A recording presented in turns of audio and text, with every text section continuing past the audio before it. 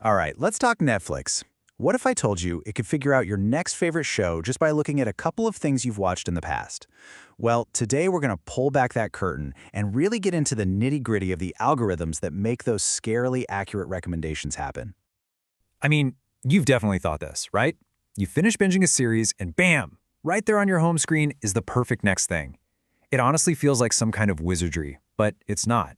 It's actually a really fascinating mix of some heavy-duty data science and just some super clever algorithms. And at the absolute heart of it all is this idea, a recommender system. You can think of it like a prediction engine. Its whole job is to sift through just mountains of data, what people watch, what they click on, what they rate, all to answer one single simple question. What are you gonna like? But, to even begin to build one of these things, we first have to get a solid grip on the fundamental problem that these systems are trying to solve in the first place. See, the real challenge for a service like Netflix isn't that they don't have enough movies or shows. It's the exact opposite. They have this nearly infinite library of stuff, what some people call the long tail of content. So the problem becomes, how do we help you find those hidden gems, the things you'll absolutely love, without making you scroll forever until your thumb falls off? Okay, so let's dive into the first big strategy here. It's built on a really simple but incredibly powerful idea, finding your taste twins. And this, right here, is the core of what we call collaborative filtering. This is basically the mantra of the whole approach. It doesn't need to know anything about the movie itself. It doesn't care about the genre, the actors, the director, none of that. All it needs to know is who liked what.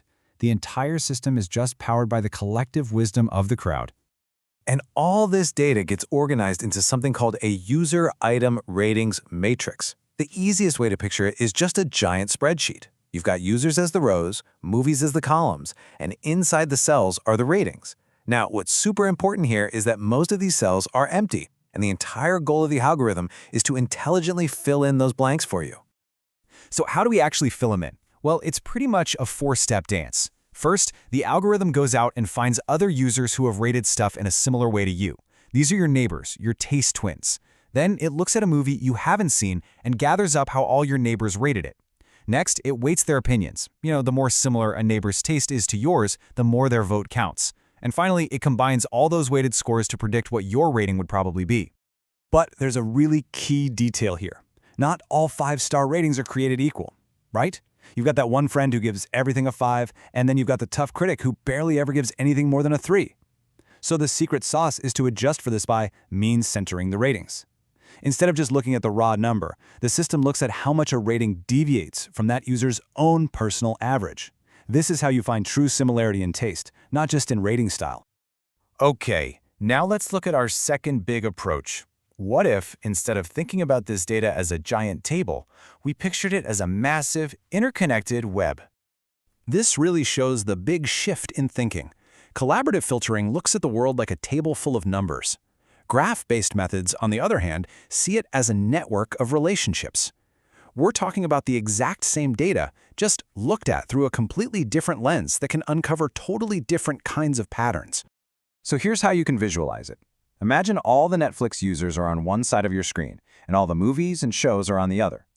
Now we just draw a line, an edge, connecting every user to every single item they've watched or rated. This special kind of network structure is called a bipartite graph. And now for the really cool part, the random walk. The algorithm starts at your little dot in this giant network. It then takes a random jump to a movie you liked, then it jumps from that movie to another user who also happened to like it. From there, it jumps to a new movie that other user liked, and so on and so on. After doing this thousands and thousands of times, the movies that got visited the most often are the ones that end up as your recommendations. It's kind of like a guided tour of the content web, led by the tastes of the entire community. So there we have it, 2 really clever ways to tackle the same problem.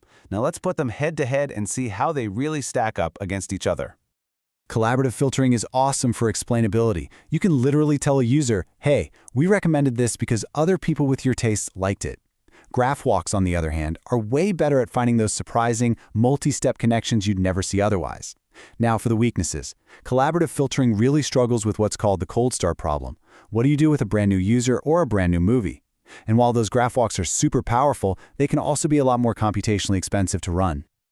So, look, the really crucial part is understanding how all this theory actually translates into practice, especially if you're, say, prepping for a technical interview on exactly this topic.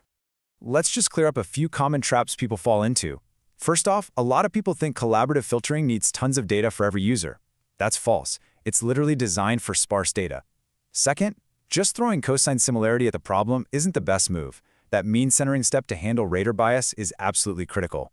And you always have to watch out for popularity bias, where the system just recommends the same blockbusters over and over. And you must have a plan for new users and new items. So if you find yourself in an interview, here's what you want to have in your back pocket. Be ready to talk about the cold start problem and suggest some strategies, like maybe using content features or just recommending popular stuff at first. Definitely mention scalability.